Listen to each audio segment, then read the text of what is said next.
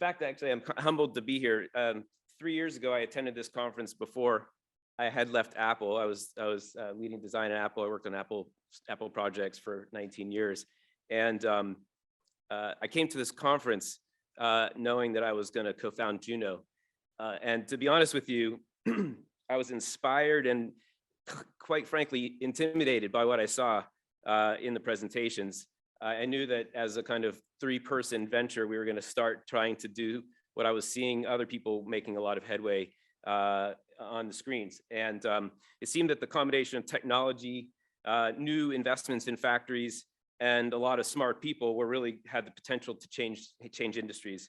It was so convincing that it actually almost scared me away from doing it. But it was my about to go to college son that told me that I had to keep going. So thank him. We had what a friend of mine called a baby idea at the time. And it was contrary to everything that we were seeing out there.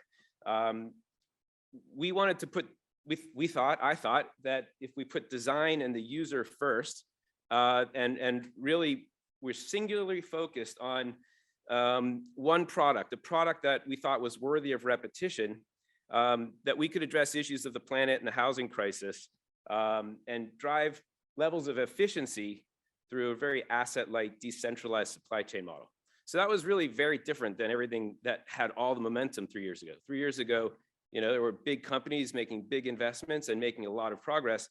And that's why I was kind of so nervous about kind of going forward with this. But eventually, we wanted to create a platform and an ecosystem to build a community and a marketplace that was nimble and dynamic. And in some ways, some of the things, the lessons learned session that we just had was really inspiring to me. And actually, it really that question about when you invest in an idea, you kind of have to live with it, right? And our whole notion was, well, let's have some ideas, but how little can we invest in the idea and go forward? So that's like our thesis. So we're not quite 3 years old, 2.5 years old, and we're off to the races. Hopefully we can make a difference and build off of what other people have done coming in for us. So what do we do? Juno is a little bit of a complicated beast. We are the designer of the projects. We build a supply chain around the things that we design, and we deliver about 40% of the materials to the project directly to the owner, so that they live outside the GMP. So we are a supply chain entity. We also provide construction management. That means we give tools to the general contractor. We are not the general contractor. We're not the architect. We're not the engineer of record. We actually direct and pull together an ecosystem of people together to create a team that makes the projects go. And also, we are a development company. Our first project, which I'll talk about in a minute, this little one that you see on the screen, we are the only developer of that project. I'll talk about that. We're going to break ground on 3 more projects this year, and we're co-developing those 3 projects with local co-developers. And our operating company can provide this design build service to a third-party developer. So it really doesn't matter where the money comes from, but we thought in the beginning it was really important for us to be the developer, put our own skin in the game, test the waters, and be responsible and make sure that we knew how to get things done. So I'm going to talk about 3 things. Our product, because for us, product is quite primary. Our process that comes right off of that product, and then this ecosystem of partners, which is this kind of network that makes it all work together. So for us, it's, we thought, could we come up with a design that was aspirational, that was good for the planet, that was good for the user, the person that lived there, that created a differentiated experience that, quite frankly, most development housing doesn't really actually address very well, right? Most development housing is really a business model where you sell the building on maybe its facade, but likely its amenities. And the place where people actually spend their time inside the unit is just a fairly bland vanilla box. And really no one actually ever shows images of that to the consumer. Because quite frankly, the customer is typically the developer or the bank and not the renter that lives there.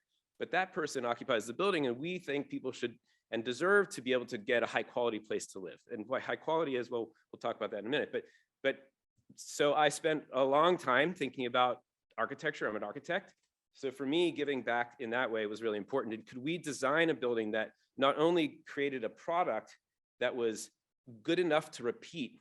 For me, so if we're going to productize the built environment, it seemed like the first and most important thing was, well, if you're going to repeat it and ask people to live in it over and over and over again, many people, you have to actually give something that's aspirational to the marketplace. So we wanted to prioritize the resident. We wanted to listen to people's values. So it's really about streamlining the design, designing more and delivering less, finding the value through design as a first and foremost thing to do. Provide functional spaces, better quality finishes, natural finishes, lots of natural light and air, the things that people value generally that make this a differentiated product, right? That really speaks to the person that lives there. And then actually express the natural materials. Quite frankly, we found a material a little bit by accident, but fell in love with mass timber. Lots of people are using mass timber now. 3 years ago, it was a little less common, but for us, it was like an enabler. Not only could we find a material that expressed the naturalness and the kind of the user friendliness and the things that people gravitate to, but also it's a material that can be manufactured. And most people know this all by now. And it's also a material that's amazingly good for the planet and sequesters carbon. And so for us, this kind of DFX process designed for like as many criteria as you can find is quite central to everything. How do we add value through design? How do we design not just a nice, pretty building, but a building that actually is meant to be designed and meant to be put together and fabricated, meant to be shipped to the site? And that the efficiencies of that process are what allows us to deliver this higher quality product. So for us, it's about the integration of design, the use of space, user control. And I'll just keep, it's not a design conversation, but just to give you it starts with the product. And I think that's really important. I just want to give you some images, some of the details of a built piece of this, the integration of the lighting, the craft that you can find in this. We feel like this is quite important if you're going to create a product, and because there's a taboo in architecture about repetition. Architects don't like repeating buildings. We've heard this, every general contractor that stood up today said, we have to find a way of designing that works with industrialized construction. Well, our recipe is, yes, we're gonna be so disciplined. We're gonna design one thing. We're gonna design it with the smallest number of parts possible so it can actually feed the supply chain and feed industrialized construction. But we have to make it of quality in order for people to accept it. So that's our starting spot. So similarly, we want to talk about the fact that the environmental issue for us is actually a big deal. We want this to not cost more. We want it to just be a benefit to the project. So operationally, our operational carbon is 20% below the kind of most strict baselines in the country. It's not the most exceptional operational carbon statement you can make in the world, but it's making a dent. And where we're really starting to make a big dent is in the embodied carbon, which is what most people don't talk about. Our embodied carbon in the Juno residential part of the building, the residential part, is trending towards kind of a neutral place. And we're very proud of that. And we're really in the beginning of this. And so, we're not making great statements that we're net zero, but we are trending towards that place. And we think that's going to be really important. And we're trying to do that in a way that doesn't add extra cost to the project. Because we're designing apartments for market rate housing, and there is no room for extra cost in these projects. That's just the fact. So Juno delivers value in three ways. Number one, through design, through componentization, which many people have talked about already. But the key to componentization for us is, number one, you start with a product that people will want, and then you design the smallest number of parts that you could possibly have, and those parts are very small so that they can be configured into many different configurations. So you start with a very low SKU count, and then you build a supply chain, a decentralized supply chain of vendors all over the country that could second or third source these things, so that you can actually have a third party system of people that already know how to make these kinds of things. So we kind of joke around about radical incrementalism. Are we the new venture? Are we radical? Or are we just kind of inching away at it? Well, the way that we can get to market quickly and show these ideas is by actually finding people who do really great things out in the world. It's like the Gorilla Glass analogy for the phone. Gorilla Glass existed 20 years before it was on a phone. No one knew what to do with it. There are lots of people doing amazing things, and you can go find them and put those things together in a really novel way. And then all of a sudden that combination of things makes a real big difference.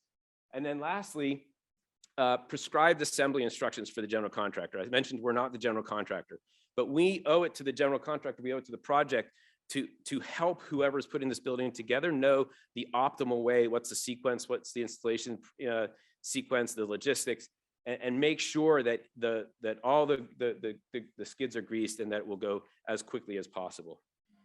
So for us, it comes down to the 33 parts or so of the system. It's a really small SKU count.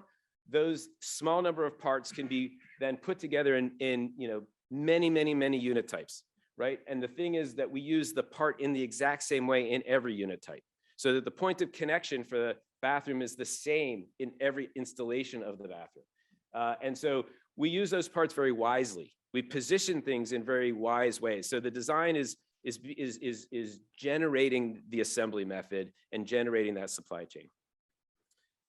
For us, a component, as I mentioned, are these very small parts. It could be a column, a beam, could be a piece of millwork. But really the key is that what we know about those components, we have to know everything about the design, the cost, the schedule implications, the points of connections, the tolerance, and we have to embed that information in the digital twin. Now, it's not always in the BIM, as was mentioned earlier. Sometimes there's a bunch of other tools, but we have to know about those things. We know them so discreetly right from the start. And right in the very beginning, just like many other people can do, we can generate a bill of materials immediately on the first week of the project from the first massing model that we do, and we can run calculations about time, calculations about cost, et cetera. Well, if we could understand what the raw material cost would be, that's a big challenge still, but we can do just like everybody else. But because we're building an ecosystem and we have partners that build things, partners that draw things, partners that install things, one of the keys for us is actually communication. And how do we communicate to that network of people? Because we're not totally vertically integrated, right? We actually have to find tools and techniques so that we can actually share what we know about the project with the other people that are contributing to the project. So it's really critical for us that we understand and split out the scopes very, very clearly between what is fabricated on-site, what is fabricated off-site, what is in the vendor scope, what is in the subcontractors or the partner installers scope. And that's really quite critical in order to achieve the efficiencies of the system, because people are not used to working in this way. We aren't providing everything. We're partnering with people. So that means we actually have to, meet the plumber where the plumber is. We have to speak in the plumber's language.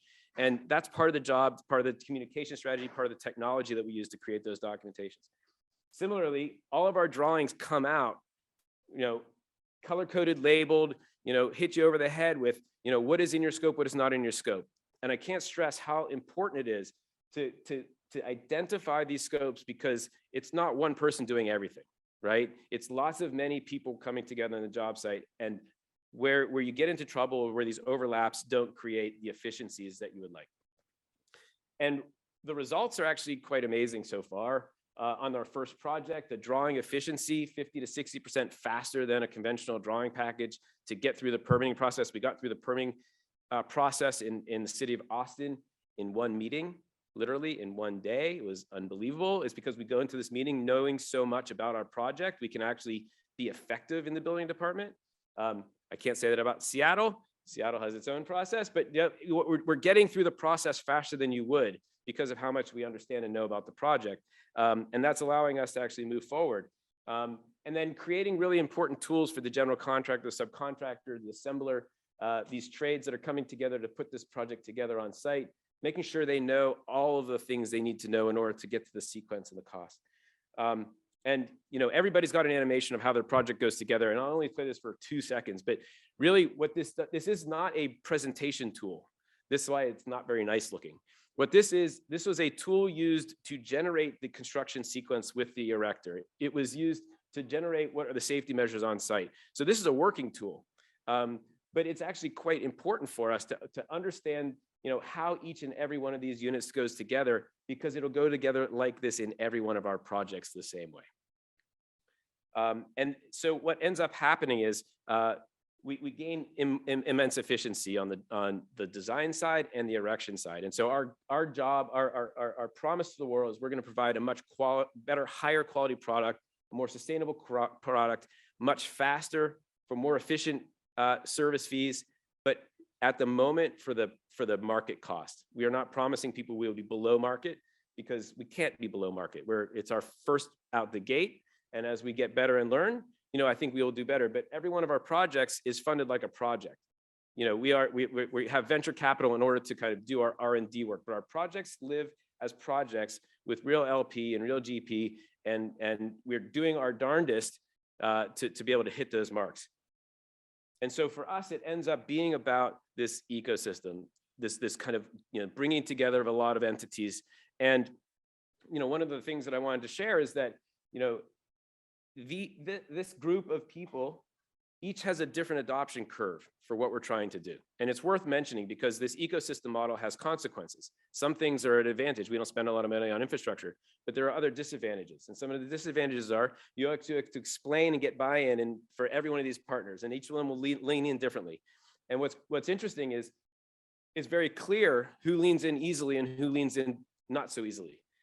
Architects and engineers, they lean in really easily because they get paid by the hour and they have almost no downside on the project. Right? Installers, money lenders, they have lots of downside, right? If something goes wrong on the job site, they have lots of risk. And as a result, they lean in less quickly. And so we know that there's enormous potential to be gained as we proceed down the path because we know where we're not actually getting any benefit yet from the efficiencies of our system. And so as we move forward, we're excited that if we can actually be at market price, out the gate, so to speak, then we know where all the potential is going to come from so we can build a successful business that actually can scale and grow and actually be a viable business and not just a business full of promises. And that's where we hope to go. So like I said, 2019, we started a company. We spent a year of designing and prototyping. This year, by the end of the summer, people will be living in our first project in East Austin. And then this year, we're going to break ground on 3 projects that represent about 600 residential units, about $250 million worth of buildings, and then we'll go from there. So anyway, thank you very much.